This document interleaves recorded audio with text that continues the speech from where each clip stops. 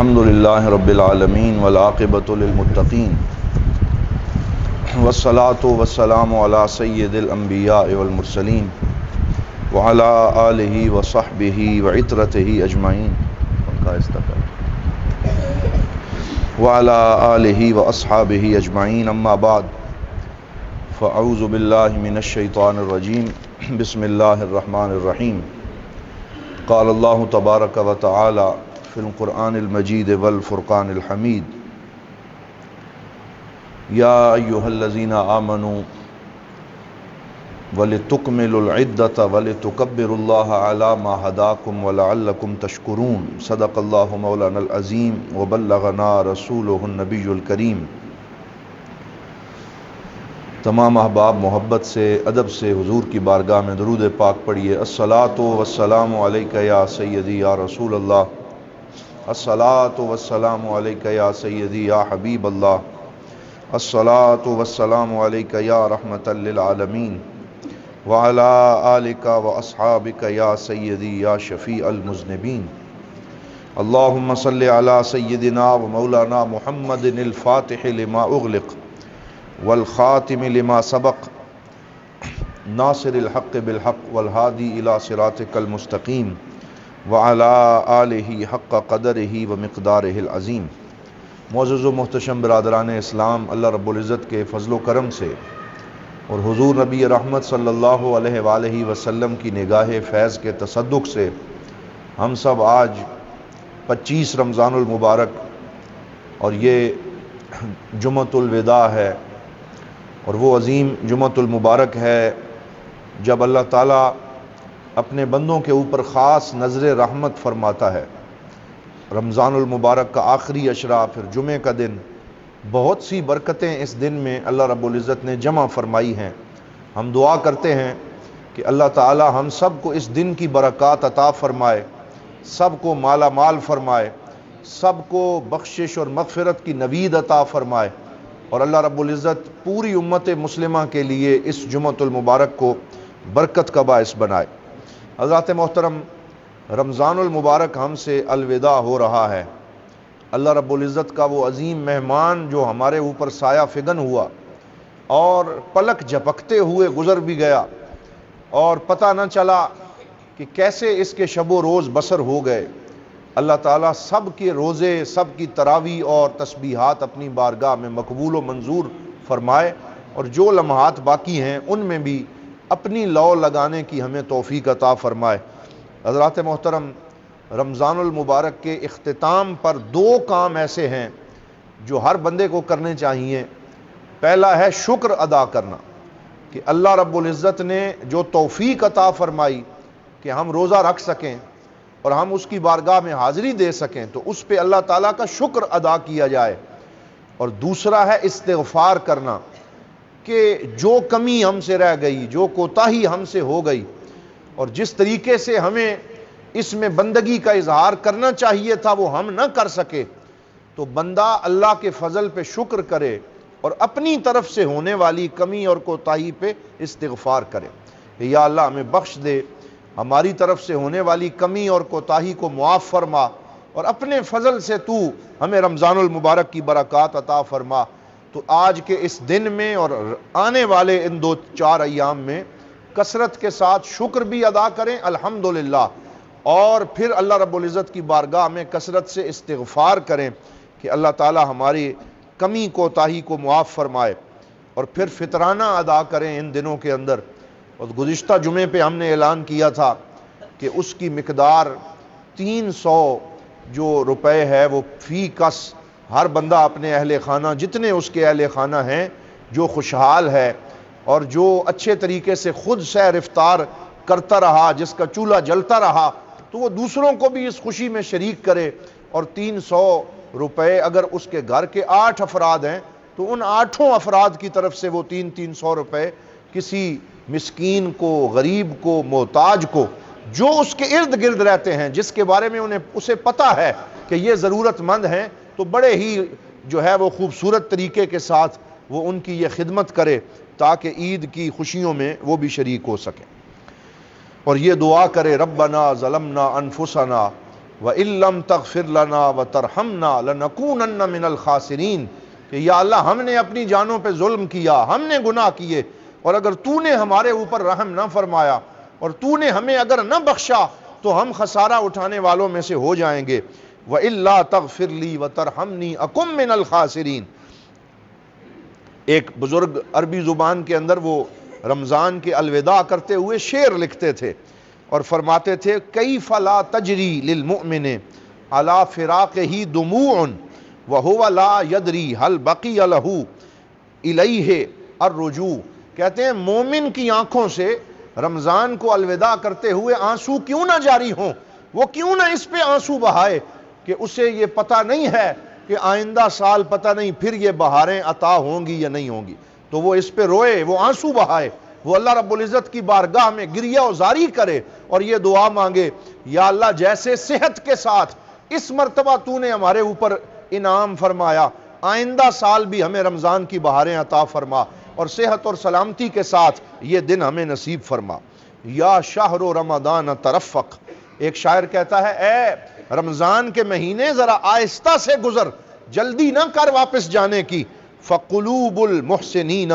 من علم الفراق تشقق، نیکی کرنے والوں کے جو دل ہیں وہ تیری جدائی کی وجہ سے پھٹ رہے ہیں اور انہیں تیرے جانے کا بڑا دکھ ہے کہ تو اللہ رب العزت کا مہمان ہمارے پاس آیا اور اب تو ہم سے بچھڑ رہا ہے۔ اور ان جذبات کے ساتھ ہم رمضان المبارک کو الوداع کریں، اور پھر جب رمضان المبارک کی آخری رات آئے، ابھی بھی 2 طاق راتیں ہمارے پاس موجود ہیں، ایک 27ویں کی طاق رات، ایک 29ویں کی طاق رات۔ ان 2 طاق راتوں میں مزید محنت کی جائے، راتوں کو جاگا جائے، اہل خانہ کو بیدار کیا جائے، اللہ رب العزت کی بارگاہ میں دعائیں مانگی جائیں، اور پھر جب عید الفطر کی رات آئے تو اس رات کو بھی خوشی اور عیش و عشرت میں نہ گزارا جائے بلکہ وہ اجرت ملنے کی رات ہے، وہ اللہ رب العزت کی طرف سے نوازشات کی رات ہے، اس میں بھی ذکر و فکر کا، درود پاک کا اہتمام کیا جائے۔ اور پھر اس کے ساتھ ساتھ یہ بھی ارشاد فرمایا کہ جب عید الفطر کی صبح کو آؤ تو صبح آنے سے پہلے کھجور یا کوئی میٹھی چیز کھا کے آنا، یہ حضور صلی اللہ علیہ وسلم کی سنت مبارکہ ہے کہ جب آپ عید الفطر کے لیے آتے تھے تو آنے سے پہلے کوئی میٹھی چیز کھا کے رمضان کے افطار کا اعلان گویا کہ فرما کے اللہ تعالیٰ کا شکر بجا لاتے، اور پھر عید الاضحیٰ جب ہوتی تو پھر عید سے پہلے کچھ نہ کھاتے بلکہ عید پڑھنے کے بعد جو ہے وہ آپ کوئی چیز نوش فرمایا کرتے تھے۔ اور پھر یہ بھی آداب میں سے ہے کہ جب عید کی نماز پڑھنے کے لیے آئیں تو اچھا لباس پہنیں، شکر کا اظہار کریں، خوشبوؤں کا اہتمام کریں، اور راستہ جس راستے پہ آئیں اس راستے سے واپس نہ جائیں بلکہ کوئی راستہ تبدیل کریں۔ کیوں؟ زیادہ سے زیادہ مقامات کو اپنے قدموں کا گواہ بنائیں کہ وہ آپ کی مغفرت اور معافی پہ گواہ بن جائے اور اللہ رب العزت کی بارگاہ میں اس طریقے سے حاضر ہوں، تکبیرات تشریق پڑھتے ہوئے آئیں، اللہ اکبر، اللہ اکبر، لا الہ الا اللہ واللہ اکبر، اللہ اکبر وللہ الحمد۔ یہ بھی وہ حکم ہے وَلِتُكْمِلُ الْعِدَّةَ وَلِتُكَبِّرُ اللَّهَ عَلَى مَا هَدَاكُمْ۔ فرمایا جب یہ رمضان کی گنتی پوری کر لو تو پھر اللہ رب العزت کی بارگاہ میں تکبیر و تحلیل کہو اور اس کی تکبیر پڑھتے ہوئے عیدگاہ کی طرف آؤ۔ اور اس کے ساتھ ساتھ یہ خوشخبری بھی آج کے دن ہمیں یاد رکھنی چاہیے،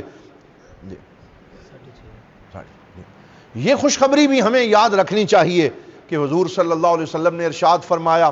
من صام رمضان، جس نے رمضان کے روزے رکھے، ثم اتبعہ بست من شوال، اور پھر شوال کے 6 روزے شوال کے مہینے میں اس نے رکھ لیے، کان کصیام الدہر کلہ، تو فرمایا وہ ایسے ہے کہ اسے اللہ تعالیٰ سارا سال روزہ رکھنے کا ثواب عطا فرماتا ہے۔ اس نے سارا سال روزہ رکھا، اور پھر اس میں علماء فرماتے ہیں کہ الحسنۃ بعشرۃ امثالھا، کہ ایک نیکی 10 گنا اللہ عطا فرماتا ہے، تو رمضان کے 30 روزے 300 روزوں کا ثواب ہے، اور پھر اس میں جب 6 روزے آپ مزید شامل کرتے ہیں تو 60 روزوں کا ثواب مزید شامل ہوتا ہے، تو یہ پورے سال کے اوپر یہ نیکیاں محیط ہو جاتی ہیں۔ تو یہ بھی حضور صلی اللہ علیہ وسلم نے خوشخبری بھی عطا فرمائی اور اس کی رغبت بھی دلائی کہ شوال المکرم جو ہے اس کے 6 روزے رکھے جائیں۔ تو حضرات محترم، یہ تو حجۃ الوداع اور یہ جو خطبہ جمعۃ الوداع ہے، اس حوالے سے چند گزارشات میں نے پیش کی. تو اب آخر میں چند باتیں حضور صلی اللہ علیہ وسلم کی سیرت سے آئیے ہم آج کے اس مبارک جمعہ میں عرض کرتے ہیں. آج کل بہت سے موٹیویشنل سپیکر جو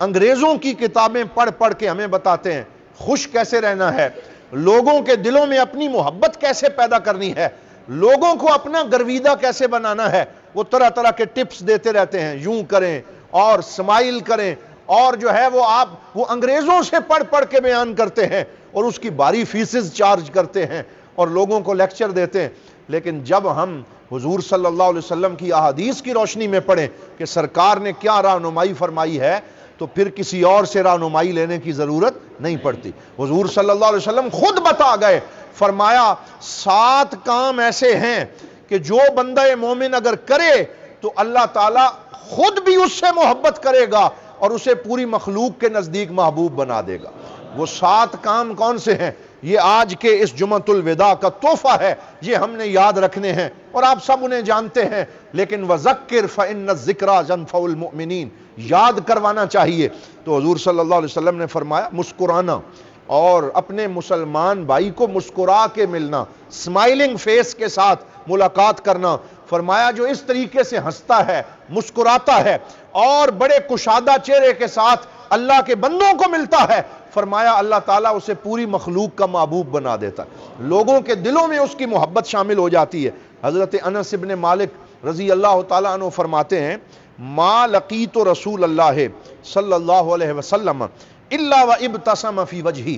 کہ میں نے جب بھی اپنے آقا سے ملاقات کی اور حضور کو دیکھا تو حضور مسکرا کے مجھ سے ملے، حضور مسکراتے ہوئے چہرے کے ساتھ مجھ سے ملے. وہ تو حضرت انس ابن مالک ہیں، یہ گواہی تو 1400 سال بعد بھی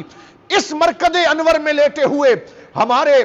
آقائے نعمت حضرت ضیاء الامت جسٹس پیر محمد کرم شاہ الازہری رحمت اللہ تعالی علیہ، جب آپ نے اپنے ایک مخلص پیر بھائی اور اپنے مرید سے یہ بیان فرمایا، اس نے پوچھا آپ کو کبھی کریم آقا کا دیدار ہوا، کبھی سرکار دو عالم کی زیارت آپ کو نصیب ہوئی؟ تو حضور ضیاء الامت علیہ الرحمہ نے فرمایا کہ میرے کریم نے جب بھی مجھ پہ کرم فرمایا تو حضور نے مسکرا کے مجھ پہ کرم فرمایا، حضور مسکرا کے مجھ سے ملے. حضور صلی اللہ علیہ وسلم نے مجھے مسکراہٹ کے ساتھ جو ہے وہ میرے ساتھ آپ نے ملاقات فرمائی اور مجھے اپنی زیارت عطا فرمائی. تو یہ حضور صلی اللہ علیہ وسلم کی سیرت کا پیغام ہے کہ ہم مسکرائیں. حالانکہ حضور کی زندگی میں بڑے دکھ آئے، آپ کے 3 چھوٹے بیٹے بچپن میں وصال کر گئے. حضرت سیدنا امیر حمزہ سید الشہداء کا لاشا آپ نے اٹھایا، حضرت جعفر طیار کی شہادت کو آپ نے دیکھا، اور اس کے ساتھ ساتھ اپنی وفادار زوجہ سیدہ خدیجۃ الکبریٰ رضی اللہ تعالی عنہا کے وصال کے علم سے بھی حضور گزرے.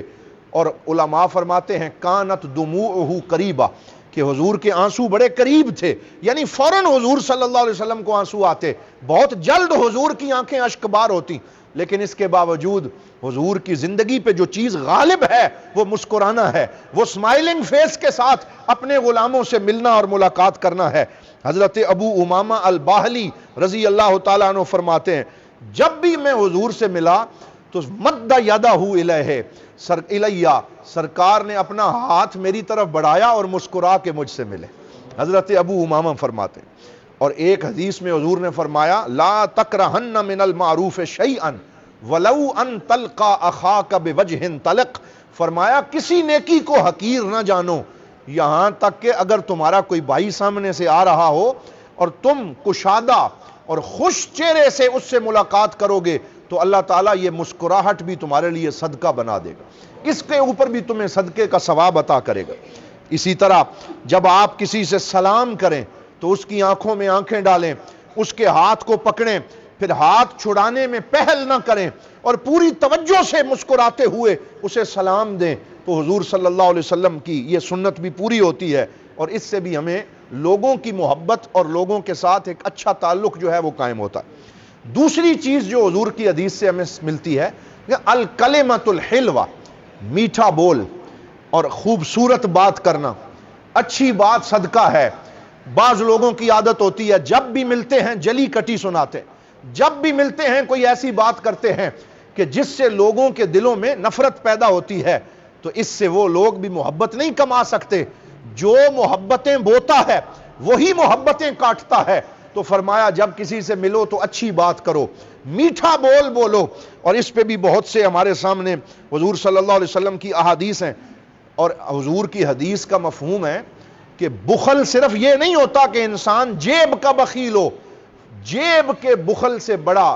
نفس کا بخل ہے کہ انسان کسی کے ساتھ اچھی بات نہ کر سکے, اس سے بڑا بخیل کوئی نہیں. قرآن پاک میں ارشاد فرمایا وَأُحْضِرَتِ الْأَنفُسُ الشُّحَّ, کہ کچھ نفس ایسے ہیں, کچھ جانیں ایسی ہیں کہ جن میں نعرہ تکبیر, نعرہ رسالت, سیدی مرشدی, سیدی مرشدی, نبی کا جو غلام ہے. سیرت النبی صلی اللہ علیہ وسلم. جی آج میں گفتگو کروں جہاں پیچھے کیتا نا اپنا اس جج چیف جسٹس اس کہتے ہیں قرآن حکیم جی وہ جڑے ختم نبوت دے حوالے نال اس دیتے جہاں کردار ادا کیتا دارالعلوم دی غوثیہ مفتی شیر خان صاحب, ڈاکٹر صاحب اور مفتی صاحب, انہوں نے دسوت کو لوگوں کو پتہ لگے ایسی کوئی انجے وقت ضائع نہ کرتے, ایسی اپنا پوجا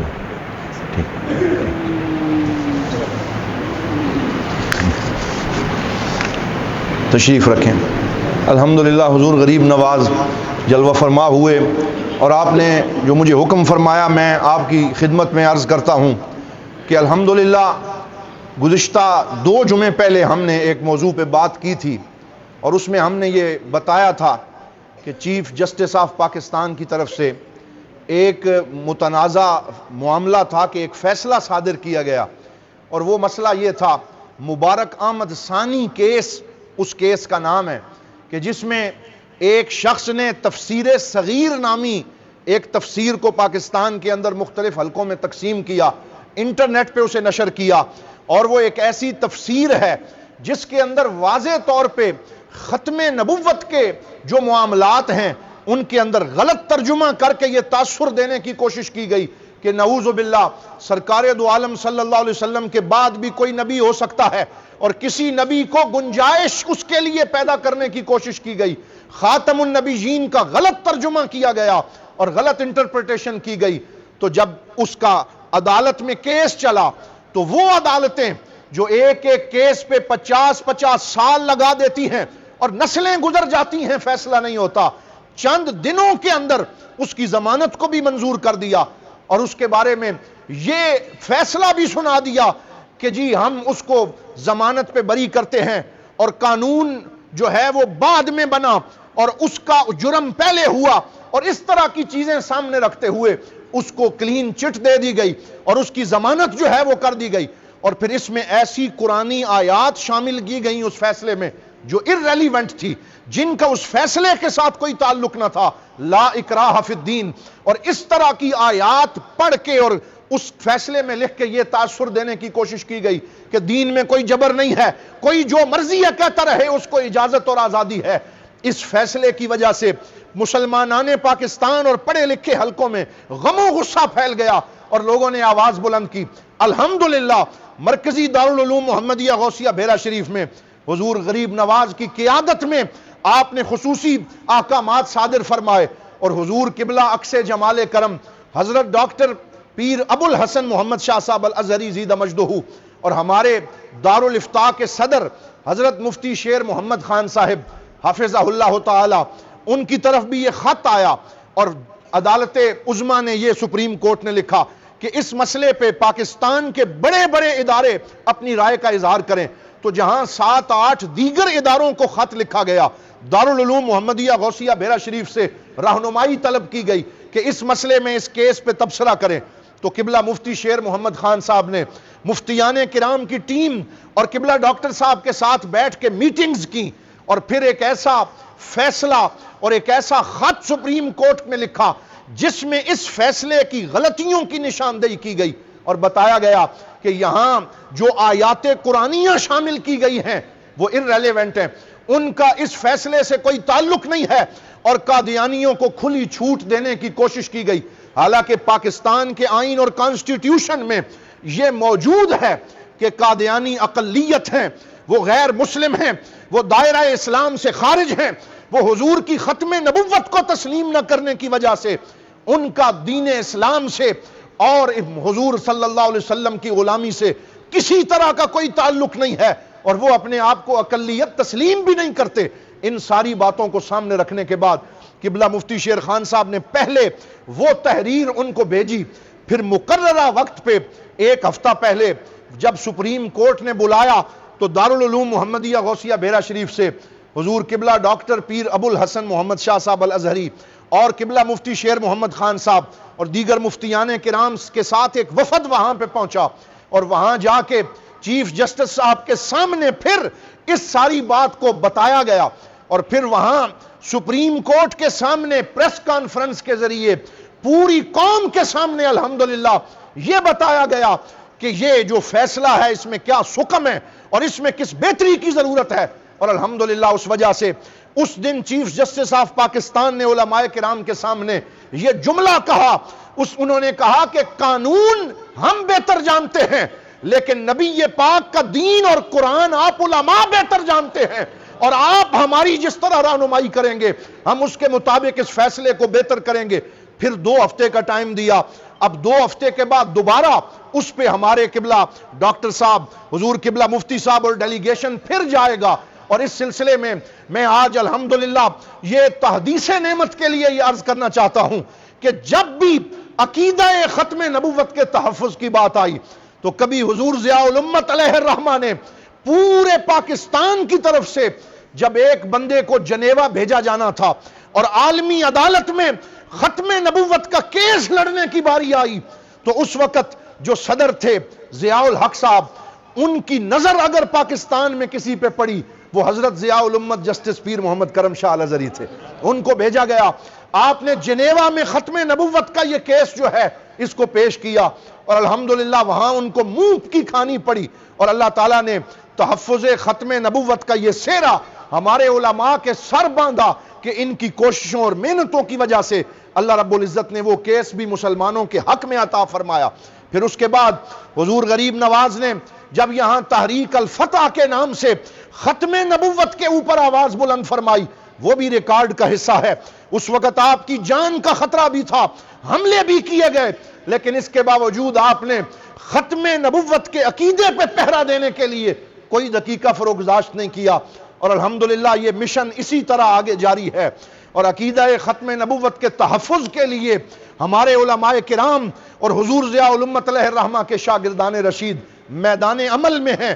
اور وہ اپنا کردار ادا کر رہے ہیں۔ تو ہم اس عظیم کاوش پر جہاں حضور قبلہ ڈاکٹر پیر ابو الحسن محمد شاہ صاحب کو، حضرت قبلہ مفتی صاحب کو اور بالخصوص حضور غریب نواز کو مبارکباد عرض کرتے ہیں اور مبارکباد پیش کرتے ہیں اس دعا کے ساتھ کہ اللہ تعالیٰ اس ادارے کو ہمیشہ سلامت رکھے اور یہاں سے ختم نبوت کا تحفظ اسی طرح ہوتا رہے، اور پاکستان اور مسلمانان پاکستان اور مسلمانان عالم کی رہنمائی کا فریضہ یہ ادارے جو ہیں وہ سر انجام دیتے رہیں۔ تو حضرات محترم ہم دعا گو ہیں، اللہ رب العزت ہم سب کو حضور صلی اللہ علیہ وسلم کی سچی محبت عطا فرمائے اور ہمارے رمضان المبارک کے روزے اپنی بارگاہ میں قبول و منظور فرمائے۔ آخر میں یہ اعلان بھی سماعت فرمائیں کہ انشاءاللہ جامعہ مسجد امیر السالکین بھیرا شریف میں نماز عید الفطر 6:30 بجے ادا کی جائے گی۔ انشاءاللہ نماز عید الفطر یہاں 6:30 بجے ادا کی جائے گی، تو آپ جو ہے وہ نماز فجر کے فوراً بعد یا نماز فجر یہاں ادا فرمائیں یا فجر کے فوراً بعد تشریف لائیں، جہاں جہاں آپ نے فجر پڑھنی ہے اس کے بعد یہاں پہنچیں تاکہ اس اول وقت میں نماز عید الفطر دربار عالیہ پہ ادا کی جائے۔ پوری امت مسلمہ کو اللہ تعالیٰ رمضان المبارک کی بہاریں اور برکتیں نصیب کرے، عید کی خوشیاں نصیب کرے، اور اللہ تعالیٰ مسلمانان فلسطین کی دستگیری فرمائے اور ان کی حفاظت فرمائے اور یہود کے ظلم و ستم سے انہیں نجات عطا فرمائے، اور اس سلسلے میں مسلمان ممالک کو اپنا کردار ادا کرنے کی توفیق عطا فرمائے۔ ہمیں دکھ ہوتا ہے اس بات کا کہ وہ ملک پاکستان جس کی طرف فلسطینی دیکھتے ہیں کہ یہ ایک ایٹمی قوت ہے اور یہ لوگ ہماری مدد کریں گے، اس ملک کے اندر جب پی ایس ایل کا میچ ہوتا ہے اور سٹیڈیم میں لوگوں کو میچ کے لیے بلایا جاتا ہے، اور وہ بھی رمضان کے مہینے میں یہ میچز رکھے جاتے ہیں، تو پھر وہاں کہا جاتا ہے کہ کوئی فلسطین کا جھنڈا یہاں لے کے نہ آئے، یہاں فلسطین کے جھنڈے کی اجازت نہیں۔ جب ایسے بزدلانہ اقدامات کیے جائیں گے تو پھر پاکستان کا امیج پوری دنیا میں کیسے بہتر ہوگا، پھر ہم اپنی مسلمانوں کی ذمہ داریاں کیسے ادا کریں گے۔ تو اللہ تعالی ہمیں ایسے حکمران عطا فرمائے جو جرت کے ساتھ مسلمانان عالم کے دفاع میں بھی اپنا کردار ادا کر سکیں۔ وآخر دعوانا ان الحمدللہ رب العالمین، سنتیں ادا فرما لی۔